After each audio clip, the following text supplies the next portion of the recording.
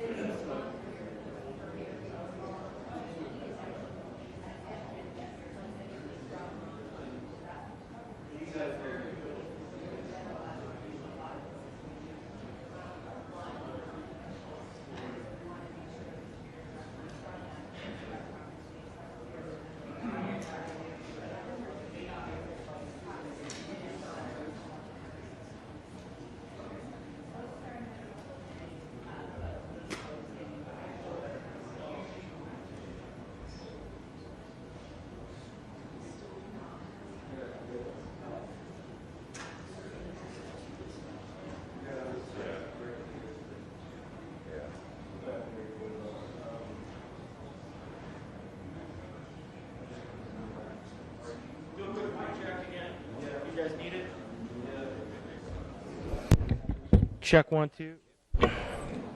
Check 1 2. Check mic check 1 2 3 4 5 6 7 8 9 10. 1 2 3 4 5 6. We're hoping to get at least a 3-minute warning when they start walking, but we haven't got that yet. So 1 2 3 4 5 6 7. Everybody good? 1 2 3 4 5 6. Good.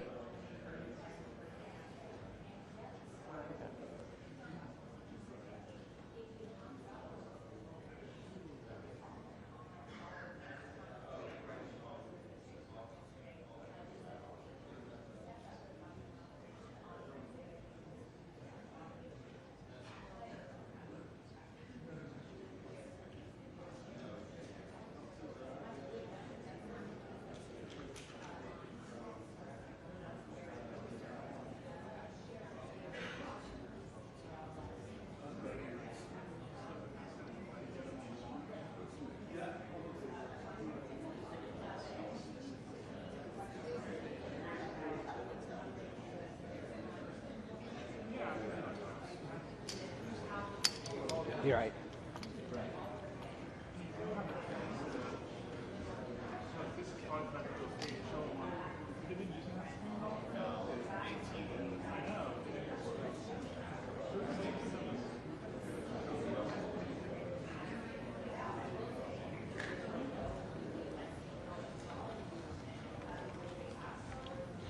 So still no official word on a start time. We will try to give at least a 5-minute warning on that, but we'll do our best on that. So.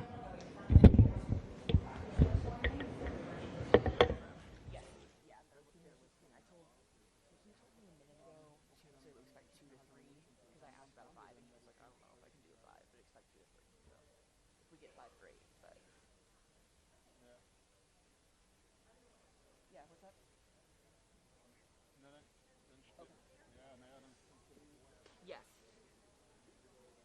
Yes, I will relay when we get the actual warning.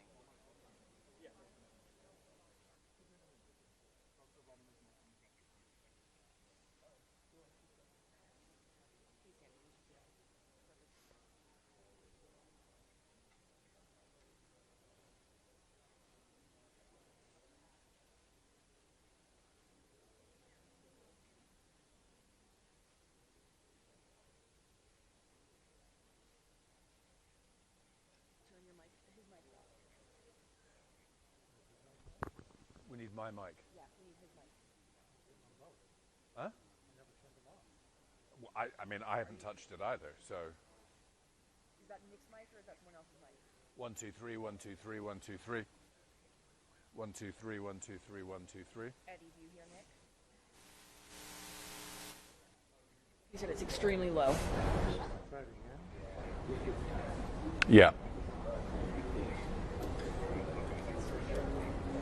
Well, we are hearing that it is not going to be now. We do not have an exact start time. We are told that we will hopefully get a 5-minute warning when that happens. I'm seeing press officials are gathering on the balcony above me, but no word yet on exactly when. We hope to be able to give you a 5-minute warning when that comes. John?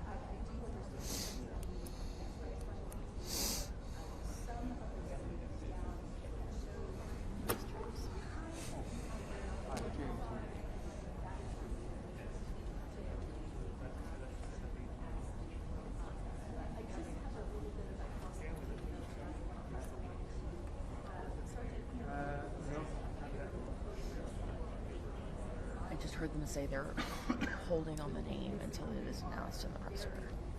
Gotcha. Regardless, because a couple people are already reporting it.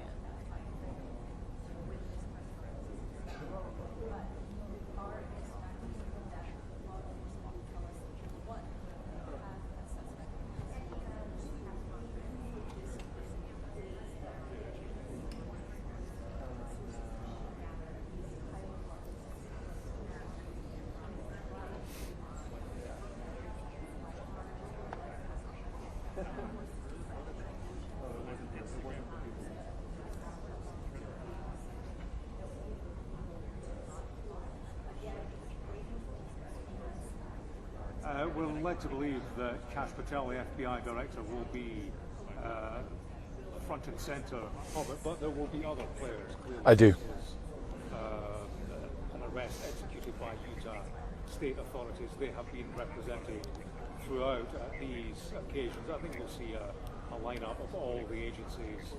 Oh, it's whatever, don't worry. Moment of a successful conclusion, they will presumably all want to have their input and demonstrate their involvement. Gotcha. Kash Patel's Yeah, an yeah, yeah. interesting one, Cool. and I Oh, wondered if he will great. get questions today. Sounds good. Last night there was a news conference. He was present, having flown in, and of course he's been controversial in this particular episode. Controversial to the extent that you wonder about his long-term future. 48 hours ago, in the immediate aftermath. No, not yet. Soon after, he tweeted, he posted on X that the suspect who had committed the killing, I'm paraphrasing, was in custody. He said that with a degree of certainty, asserting that this individual had committed murder. And of course, that does many things. I mean, the public react, drop their guard, perhaps, in an area where there is a killer on the loose. It also it does have an influence and impact on the investigation at a time when the public are being asked to be wary, but also contribute information. So that was one tweet. The public, there would be a reaction to that, people switching off, perhaps. But of course, what he did very soon after that was to say that suspect has been interrogated and has now been released. So, that was messy. That was a mixed message coming from the very top, nothing less than the director of the FBI. So the question for him is, what are you playing at? And that was a question for him last night. But at a news conference, at a time when journalists want to ask questions, need to ask questions, and there are questions that would acutely that would benefit the investigation in terms of details that need to be relayed to the public. There was no questions. When Kash Patel turned up, it was statements only and nobody can ask anything. So nobody could ask him. Actually, I tried on his way out. Asked him about his business of tweeting. Did you misrepresent the investigation at a critical stage? Did you endanger public safety? These are questions that won't go away easily for Kash Patel. There's a statement, interestingly, on a White House official was asked about President Trump's view of Kash Patel and his handling of this Charlie Kirk affair. I'll read you the quote. This is from a White House official. Director Patel is working night and day on this case. Anyone who doubts his resolve and dedication, especially when Charlie was such a close friend to him, simply is using this extremely sad moment in a disgusting act of political gamesmanship. The focus is justice, and this killer will face the full wrath of the justice system. So I support a bolstering of Kash Patel of sorts, but I do wonder if we'll hear from the president, the man who appointed him, if we'll hear full-throated support, or indeed if his position at the top of the FBI is something of an issue. Clearly that's not the issue of the day right now. The issue of the day is this arrest. Who is Tyler Robinson? Why did he do this? What was the motivation behind this public execution of a high-profile political figure in this country? I do get the impression, Matt, that Donald Trump has bounced everybody into this announcement, the breaking of the news. We got a late shout to get to this place. We were told it was going to be a news conference at the top of the hour, and that was 45 minutes ago, and keep being told it's been delayed. You know, we'll give you a 5-minute warning, but that 5-minute warning seems rather more than 5 minutes away to me. So the press being corralled into Utah Valley University, where the shooting took place. No indication as to when this is going to start. They will want to be dotting their I's and crossing their T's. Kash Patel, who will be hosting this news conference, certainly won't want to flirt with inaccuracy on this one. So, you know, there are reasons, I suppose, why there is delay, why they want to cross-check what the president has told us live on national television. They have a name. There will be ongoing searches of Tyler Robinson's property. He will be questioned. His family will be questioned. They will be cross-referencing with the evidence they have, the DNA presumably on the weapon, the palm print, the forearm print, the footwear impression they say they've collected from the roof and from the escape route that the shooter took. So all of that work is ongoing right now.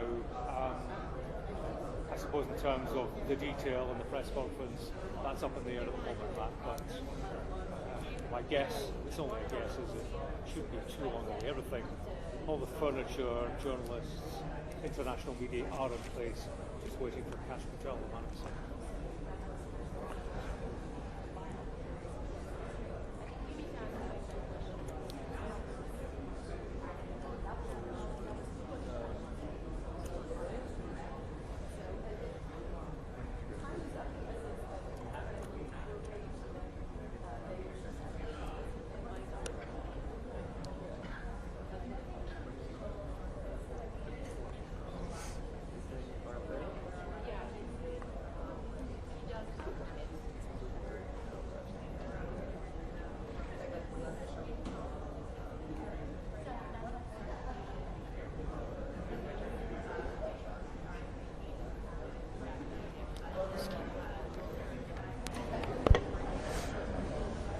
Check 1 2, mic check 1 2 3 4 5 6 7 8 9 10. Yeah, Mic 1 2 3 4 5 6 7 8 9 10. Check 1 2 1 2 3 4. Gun ownership is so widespread here. You see that just driving around the streets, gun ranges, gun shops, and so on. There is wide access for a large number of the population. So in terms of pursuing that route as a method of matching individuals to weapons, clearly that wasn't going to be necessarily a fruitful line of investigation. I spoke to the mayor of Orem last night. He was at a vigil. Clearly people had other things on their mind, principally grief and a sense of bereavement for in response to what had happened. But I did ask him, I said, you know, this yet again raises the business and the issue of guns, what people do with guns when they possess them. And his answer was he said he couldn't confirm who was going to speaking because it changes literally up to the minute they actually start, but that they expect the same group who was here last night. Governor was here last night, yeah. Should happen in this country, and you know there will be horrific consequences now and again, but something that we have to accept. That was Charlie Kirk's line throughout, and he's on record as having said that, you know, there will be fatalities. I'm paraphrasing. There will be, you know, fatalities, one or two, but that's a price that we have to pay for gun ownership, which is the right thing for the United States of America. That was his view. You know, I get the sense that that is a widely held view. One thing that strikes me, Matt, and we've had this shooting, you know, we have had other shootings in the past few weeks. When they take place, there is an absence of debate, I find, across the media about access to guns. It's almost not part of the discussion any longer. It is for us. You know, we have a fascination with this business of regular incidences of gun violence, and yet America turns its head when the notion is suggesting that you know, there should be a restriction of access. It's almost not part of the discussion, I find, in response to events like this. It's almost as if the United States has moved on from that ever being a notion that it will embrace.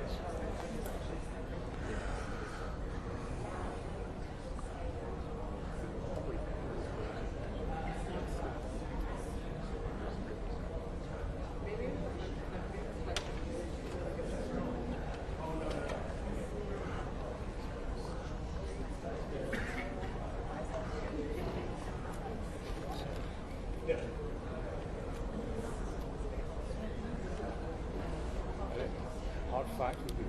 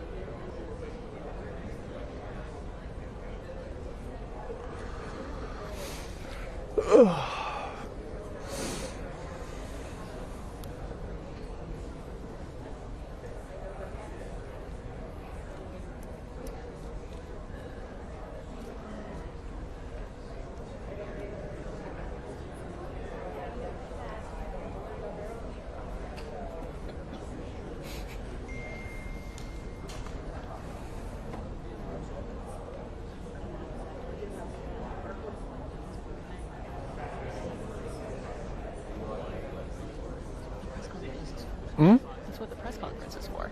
I'm like, what? You think they're going to tell us all the information before they walk in here? That's going to be the governor or questions. Yeah. Dude.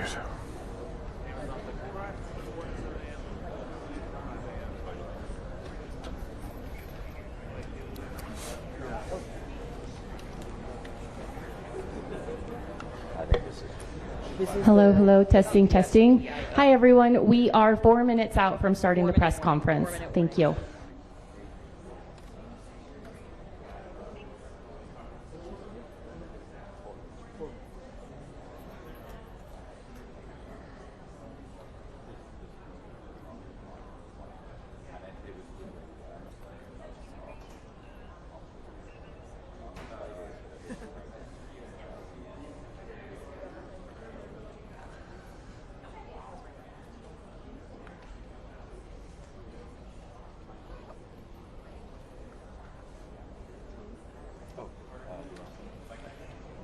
But this is the camera that I presume I should get out of the way, but I was told to just get in the way.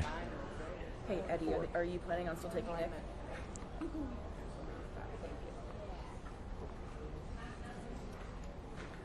Eddie, can you hear me?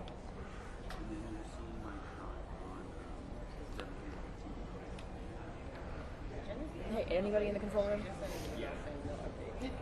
They just asked me to get in the shot, so I'm Okay. here. But I don't know which camera they're taking for the actual, because they were having issues with the fill. I would think that there's one. Yeah. This one, but I can hear them. I know I'm still connected. They're just not. I'll stand here until I'm told to get out of the way.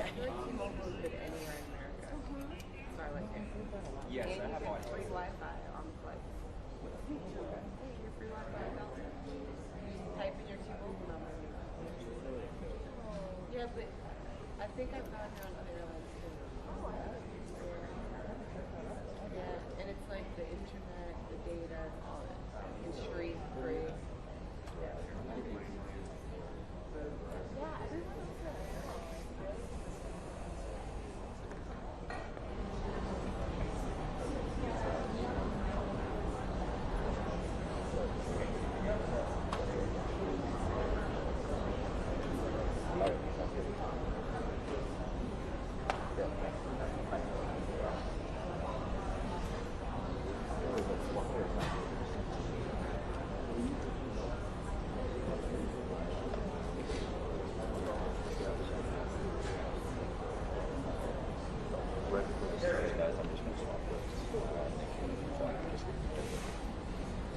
Okay.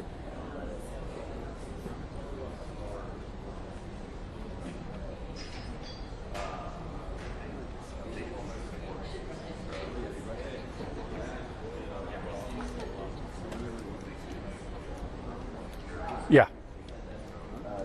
Gotcha.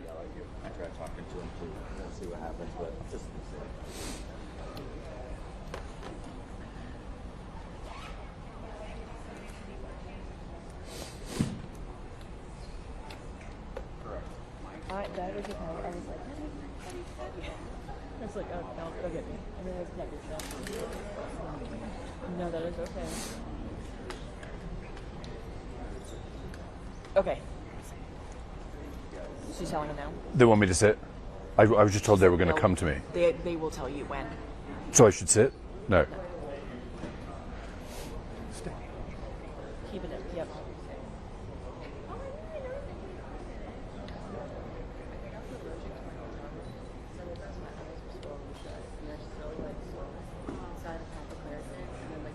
That's right, John. We were given a 4-minute warning 3 minutes ago, so we are expecting any second to see the officials coming in. We are told to expect a similar cast of characters that we saw last night. That would be the governor, that would be the Utah Public Safety Commissioner, that would be Kash Patel from the FBI, and the FBI's special agent in charge. John, any second we should be seeing them coming into this room for the press conference. That 4-minute warning has now expired, so any second now, John, we should be hearing more information in this case.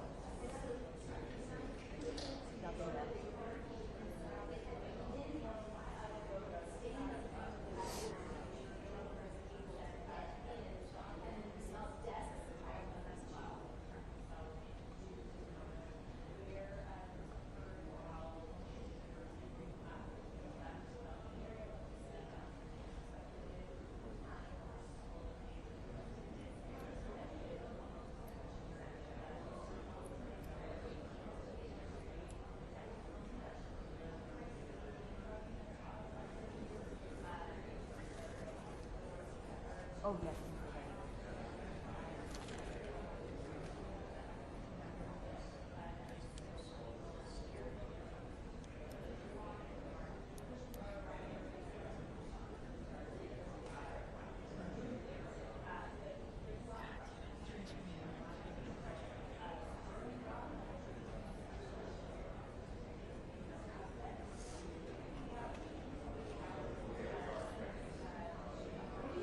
Sorry, who has to redial the other control room? They were going to transfer me, but they transferred me to a non-working number. So, no me. Okay, but I'm just staying in the same IFB, right?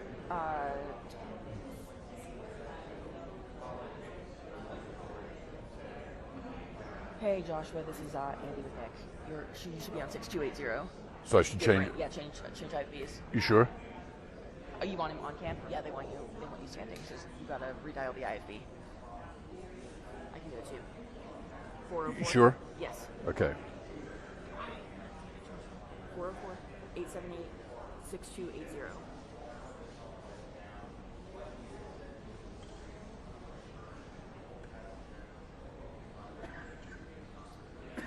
Hey, Brad. Okay. There's the press. PIO's coming in.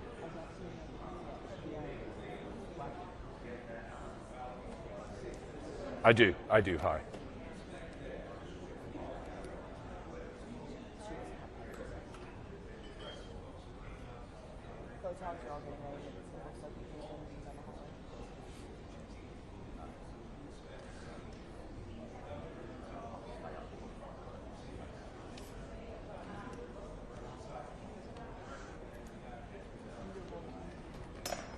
Here they come. 1, 2, 3, 4, 5. 1, 2, 3, 4, 5. No, who is that?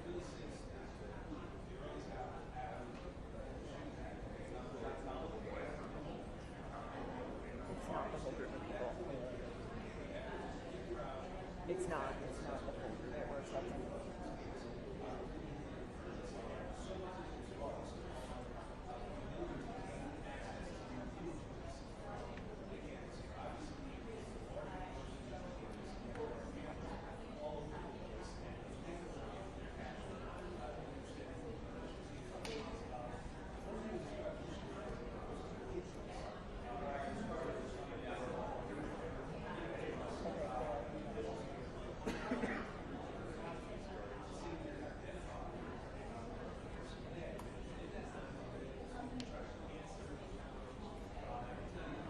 Yes, Wolf. So this press conference was scheduled to start about an hour ago. It has been pushed. I am now seeing officials walking into the room. They will be moving to the podium any second now. I'm trying to see if I can see Kash Patel. I cannot so far. They are moving towards the podium, and we are going to get this information that now we have been waiting for about an hour for. So, officials moving towards the podium. There is Kash Patel, the director of the FBI. So I believe, Wolf, I should get out of the way and we should see what these officials have to say. Good morning, ladies and gentlemen. At today's press conference, we will hear from Governor Cox, FBI Director Kash Patel, and Sheriff Mike Smith. We also have with us Utah DPS Commissioner Bo Mason, Lieutenant Governor Deidre Henderson, FBI Special Agent in Charge Robert Bowles, and local and federal law enforcement partners. Following the remarks today, Governor Cox, Director Patel, and Commissioner Mason will take questions. Thank you.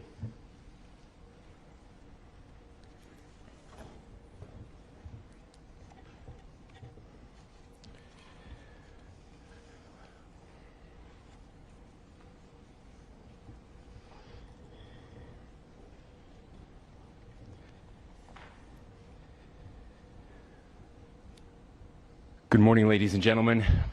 We got him.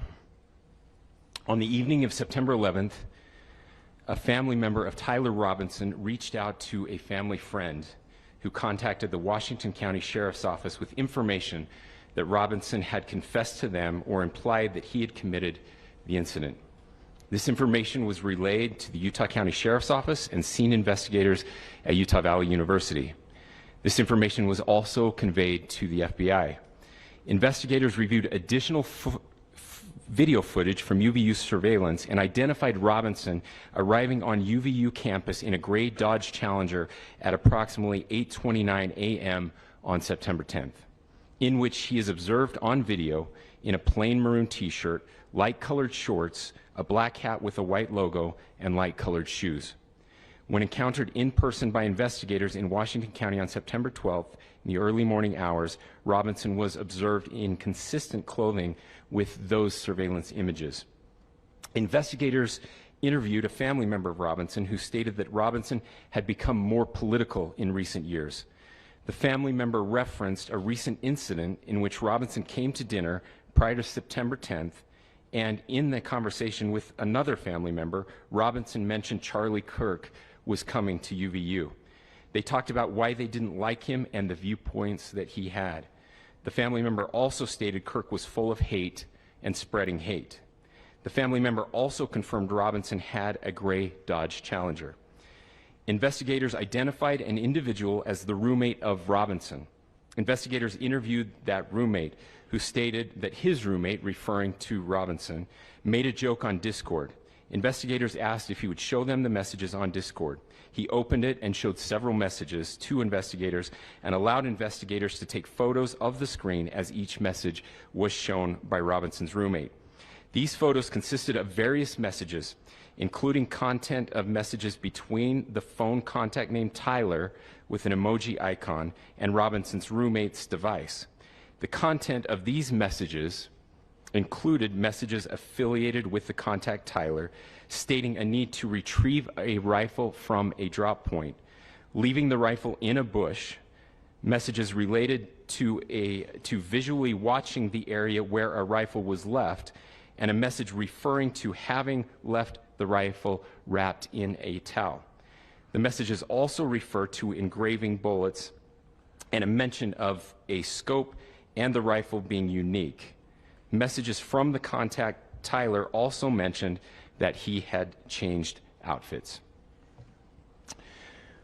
I know there has been speculation as well as to the writing on those casings, those bullet casings, and I believe we have that as well. And I will share that with you now. So the area north of Campus Drive Road where the suspect crossed over, you saw some of that in the video that we released last night, consists of a grassy area with trees on the edge of the UVU campus. Investigators discovered a bolt-action rifle wrapped in a dark-colored towel. The rifle was determined to be a Mauser Model 98 30-06 caliber bolt-action rifle. The rifle had a scope mounted on top of it. Investigators noted inscriptions that had been engraved on casings found with the rifle. Inscriptions on a fired casing read, "Notices, bulges, capital OWO, what's this?" ? Inscriptions on the 3 unfired casings read, "Hey fascist!" ! Catch! ! Up arrow symbol, right arrow and symbol, and 3 down arrow symbols.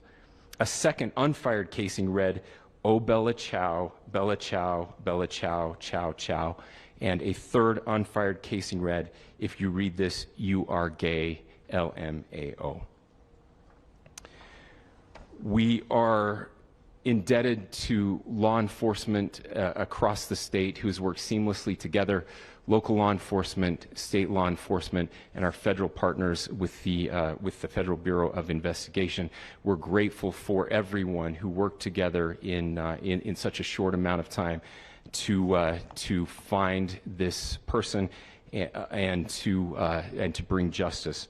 I want to thank the public who has been so engaged, reviewing videos, helping us with sending in tips, and helping us get to this point. I want to thank the family members of Tyler Robinson who did the right thing in this case and were able to bring him into to law enforcement as well.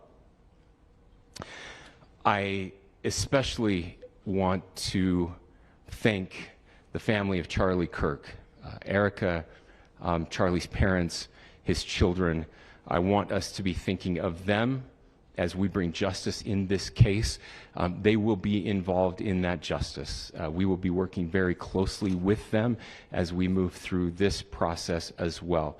This is a very sad day for our country, a terrible day for the state of Utah, but I'm grateful that at this moment we have an opportunity to bring closure to this very dark chapter in our nation's history. With that, I will now turn the microphone over to the Director of the FBI, Kash Patel. Thank you, Governor. This is what happens when you let good cops be cops. The FBI and our partners are proud to stand here today together to bring justice to the family of Charlie Kirk and honor his memory. I want to express my deep gratitude to President Trump, the Vice President, and the entire White House who have been so incredibly supportive with both resources and just personally to the FBI as a team. They had our backs the entire way, and I just want to express my gratitude for giving us the resources we need to operate in this space to bring this sort of justice at this sort of speed. In 33 hours, we have made historic progress for Charlie. Governor Cox, our partnership has been absolutely incredible these last few days. Our partnership will endure. Your state and local partners, your sheriffs, your DPS community has been unbelievably impressive in the hardest of times. And a case like this cannot be solved, cannot be brought without partnering with your state and local authorities. The FBI has a certain role to play, and we will play that role, and we will lead out for the federal government. But Governor Cox, we are so grateful for your state partnership that led out on this investigation. A little bit of the timeline. Charlie was shot at 12:23 p.m. on Wednesday. The first FBI agents arrived on scene in 16 minutes with chiefs of police at 12:39 and secured the scene. The FBI immediately launched fixed-wing assets.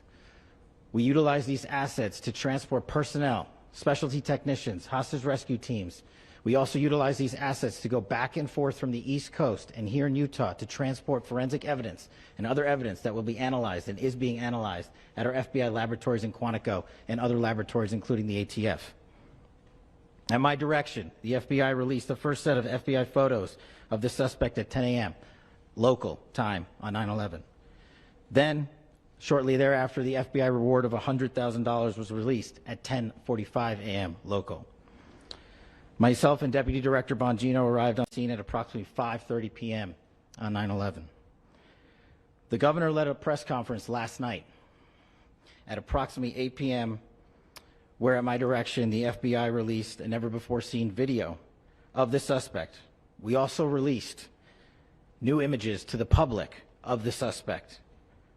And just last night, the suspect was taken into custody at 10 p.m. local time. In less than 36 hours, 33 to be precise, thanks to the full weight of the federal government and leading out with the partners here in the state of Utah and Governor Cox, the suspect was apprehended in a historic time period. And I want to highlight what Governor Cox said. This would not have been possible without you, the media, and you, the public. That's why we went so public, so fast, and we're so transparent, and we're committed to that transparency. The crime scene, just a little bit there. It is a large crime scene. State and local authorities, along with federal authorities, processed that crime scene quickly. And I even had the ability to walk through that crime scene and walk through the steps the suspect took to learn more about what was needed and what resources we needed to bear to create a full picture for the FBI and leadership back in Washington. Furthermore, thankfully to state and local partners, forensic evidence has been seized and continues to be garnered. Forensic evidence has already been evaluated at FBI laboratories in Quantico and state and local authorities here. We will continue to process evidence as we see it, as we collect it, and we will continue to deliver to Governor Cox and his team. Last night, we had a total of approximately 7,000 leads. As of this morning, thanks to your great work, we have over 11,000 leads that were called in to the FBI. And we are running out every single lead that we can. Every one of those leads will be run out. The arrest is a testament to the dedication of good law enforcement being great and partnerships in law enforcement, which I've tried to highlight as my tenure as the director of the FBI. There is no better relationship for law enforcement than the FBI to partner with state and local authorities, and you've seen it here in these last few days. The FBI Salt Lake Field Office, along with our offices in LA, Phoenix, Denver, San Antonio, Las Vegas, Pittsburgh, Buffalo, our headquarters component in Quantico, all participate in the FBI. I want to express my deep gratitude to the employees of the FBI, the men and women, the evidence response team tacticians, the special operators, the agents, the support staff. You have done monumental work in historic time when the public, who had a right to demand such an expeditious solving of an investigation, the FBI answered that call diligently, critically important to our nation, and we delivered. And I'm proud to be their leader, and I'm proud to be the director of the FBI. This is a very much an ongoing investigation, as the governor said, and we will continue to work with state and local authorities to develop the investigation, to provide them the evidence they need for their ongoing prosecutions, and we will be here to answer every call they absolutely have, as long as it takes, for as long as we need to find and apprehend whatever suspects were involved in this crime. Lastly, to my friend Charlie Kirk, rest now, brother. We have the watch, and I'll see you in Valhalla.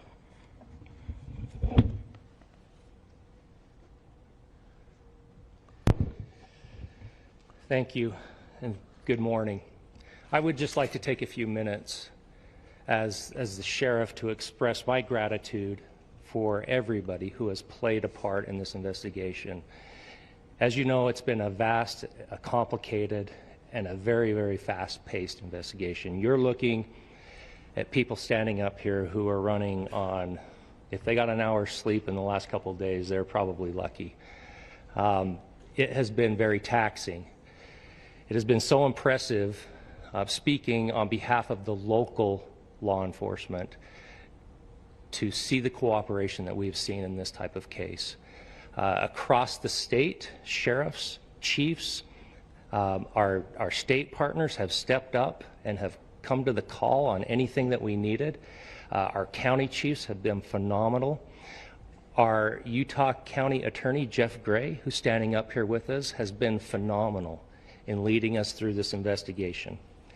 I would like to thank the federal government for their resources, their assets. Our local team here, our FBI team, has been extraordinary in helping us work through this and bring this person to justice. Most of all, I would like to thank the public, and specifically, I would like to thank the public who turned to prayers and who turned to positiveness for us. I would like to thank them on behalf of the law enforcement community, because we needed those prayers. That's what we needed to get through this. We needed your support, and you gave it to us. We needed your patience, and you gave it to us. And I would like to thank you for the Kirk family, because that's what they need, is your support and your prayers, and that will get us through all of this. So thank you, everybody, for everybody that have stepped up. We've had such a phenomenal response to this. Thank you.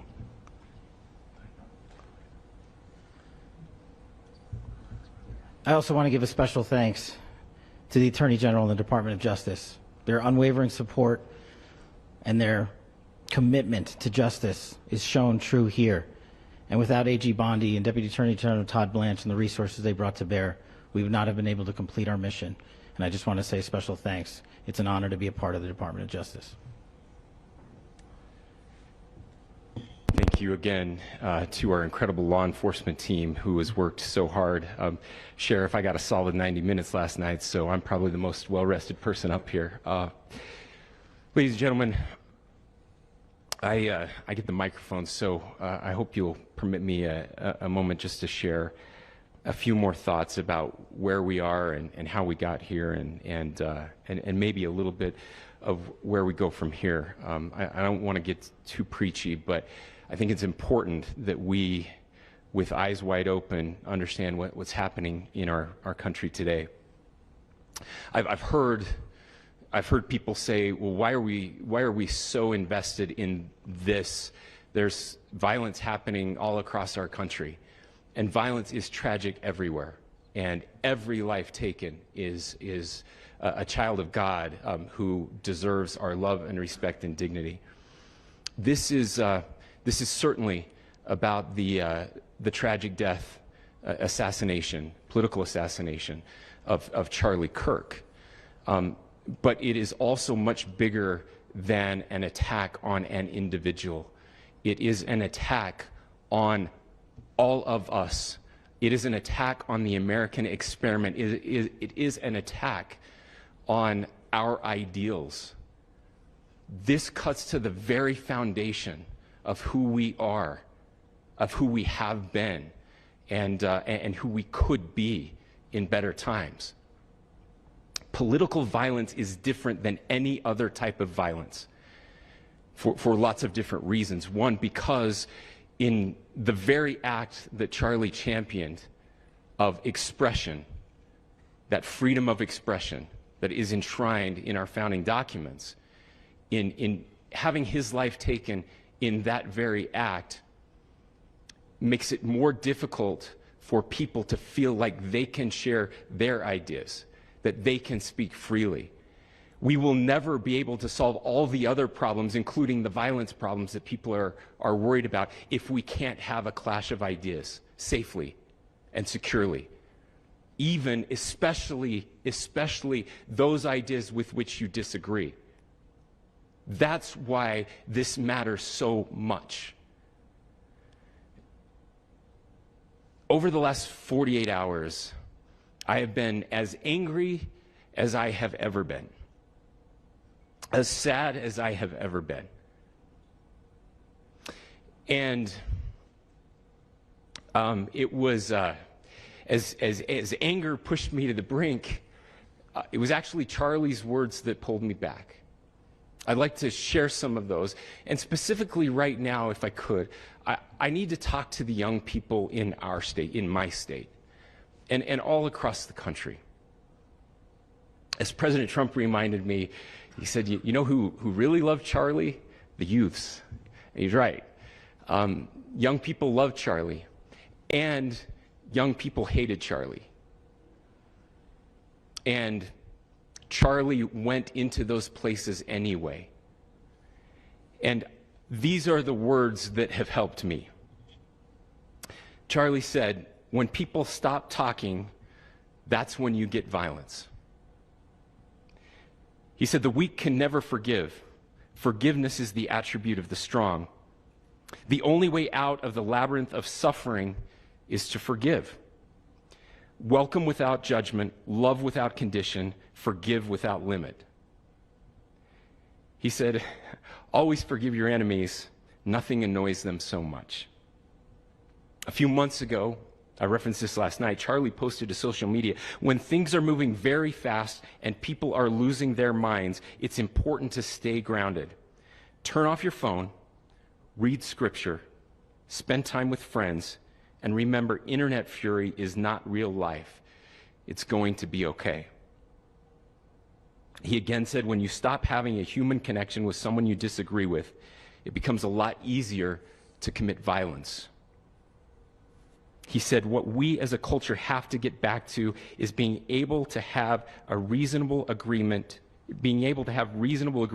where violence is not an option. Now, again, to my young friends out there, you are inheriting a country where politics feels like rage. It feels like rage is the only option. But through those words, we have a reminder that we can choose a different path. Your generation has an opportunity to build a culture that is very different than what we are suffering through right now. Not by pretending differences don't matter, but by embracing our differences and having those hard conversations. I think we need more moral clarity right now. I hear all the time that words are violence. Words are not violence. Violence is violence. And there is one person responsible for what happened here. And that person is now in custody and will be charged soon and will be held accountable. And yet, all of us have an opportunity right now to do something different. I want to thank my fellow Utahns.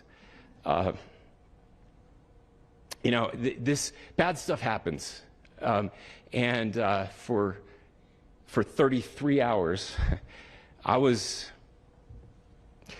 praying that if this had to happen here, that it wouldn't be one of us, that somebody drove from another state, somebody came from another country. Sadly, that prayer was not answered the way I had hoped for, just because I thought it would make it easier on us if we could just say, hey, we don't do that here. And indeed, Utah is a special place. We lead the nation in charitable giving. We lead the nation in service every year.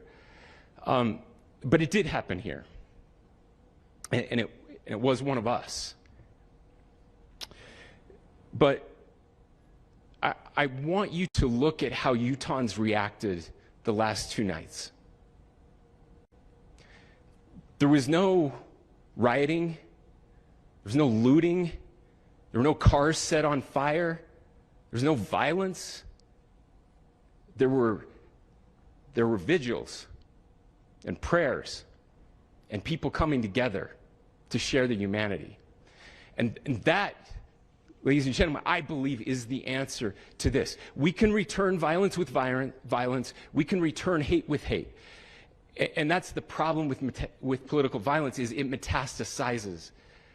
Because we can always point the finger at the other side. And at some point, we have to find an off-ramp, or it's going to get much, much worse. But see, these are choices that we can make. History will dictate if this is a turning point for our country. But every single one of us gets to choose right now if this is a turning point for us. We get to make decisions. We have our agency. And I desperately call on every American, Republican, Democrat, liberal, progressive, conservative, MAGA, all of us to please, please, please follow what Charlie taught me. I'll just conclude with words I share often from a friend and author, Yuval Levin, who was asked if he was optimistic about our country. And he said, I'm not optimistic. He said, I hate optimism. Like, that sounds bad. But he said, optimism is a vice. It's this idea that good things are just going to happen. And he said, in the history of the world, good things have never just happened. He says, I'm not optimistic, but I am hopeful. And hope is the virtue that sits between the vices of optimism and pessimism. Hope is the idea that good things are going to happen because we can make them so. I still believe in our country. And I know Charlie Kirk believed in our country. I still believe that there is more good among us than evil. And I still believe that we can change the course of history. I'm hopeful because Americans can make it so. Ladies and gentlemen, we're happy to answer any questions you might have. Governor, can you please speak to whether the suspect is speaking with authorities and his demeanor, Tyler Robinson, when he turned himself in? I cannot speak to that. Governor, how do you interpret the engravings on the case of the wedding? Well, I will leave that up to you to interpret what those engravings mean. I think the clearest one that says "catch fascist," there's not, and by the way, that's like catch like a ball, catch this. That's I think that speaks for itself. Governor, you indicated that he had been communicating. You talked about this level of hatred that this person expressed in the dinner. Beyond that, is there anything in your view that you discovered that may have radicalized or changed him to prompt him to commit such a horrific? There's nothing more that we can share at this time. Governor, you indicated that he had been communicating with a friend on Discord about the gun. Do you anticipate any more arrests? We do not at this time have any information that would lead to any additional arrests. Do you believe he acted alone? Yes, but the investigation is ongoing. Can you clarify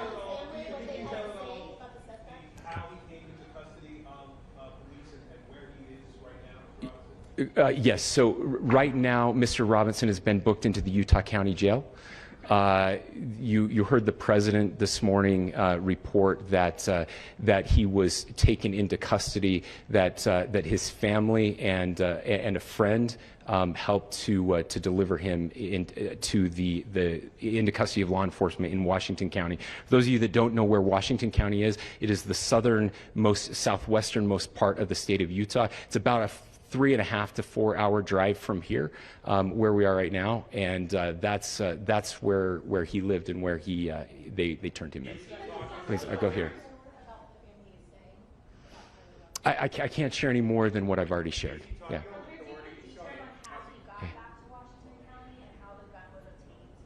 So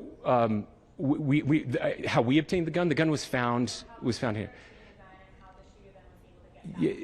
So I don't have much more details on that.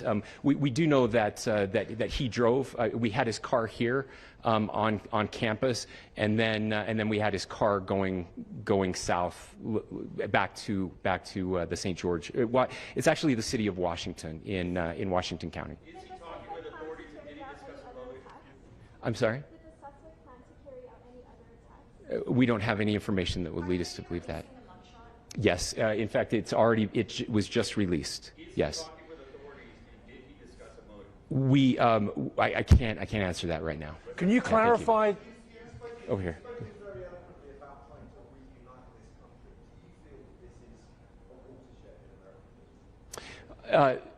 I absolutely believe that this is a watershed in American history. Yes.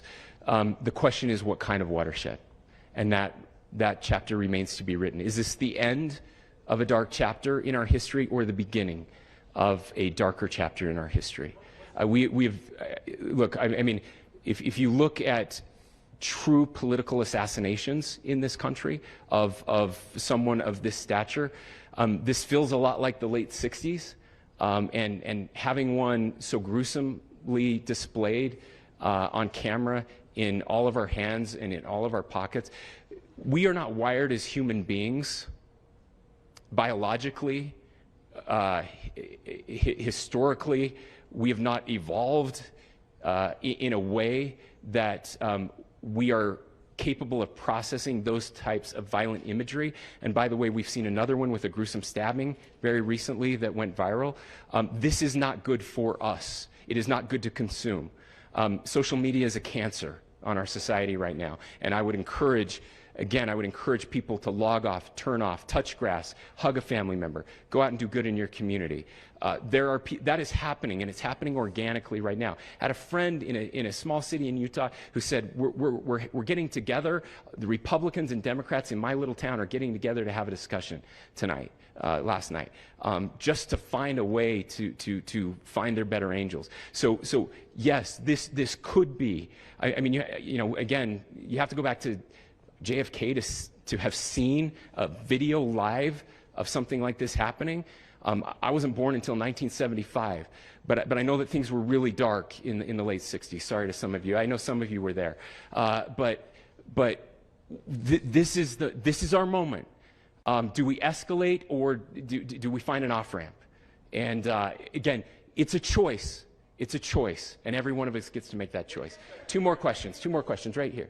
Could we clarify that the release of those enhanced images at 8 p.m., the timeline that Director Patel gave us, led to the arrest at 10 p.m.? Is there a direct connection between those two events? I cannot comment if there is a direct connection or not, but all I can say is that through some process, the family came to know that this had happened. One more thing, Governor. Could you just clarify the clothing issue you mentioned earlier?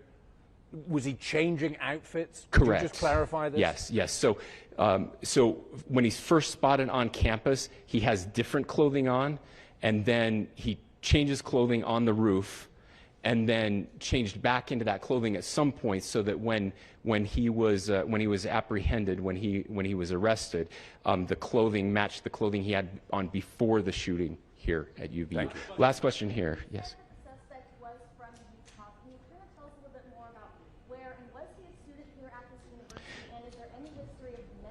Yeah.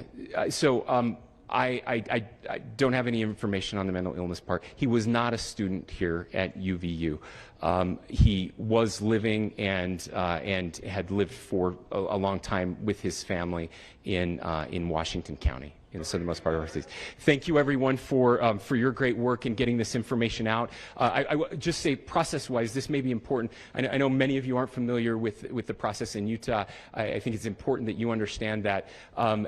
Basically, we have 3 days for charging documents to be filed. A CI will be filed. We'll have more information then, more detailed information as those charging documents are filed in preparation for a preliminary hearing. So 3 days. So we would anticipate then that early next week those charging documents will be filed. We will obviously be working. The county attorney will be working very closely with Mr. Kirk's family as those documents and decisions are prepared and made. Thanks, everyone.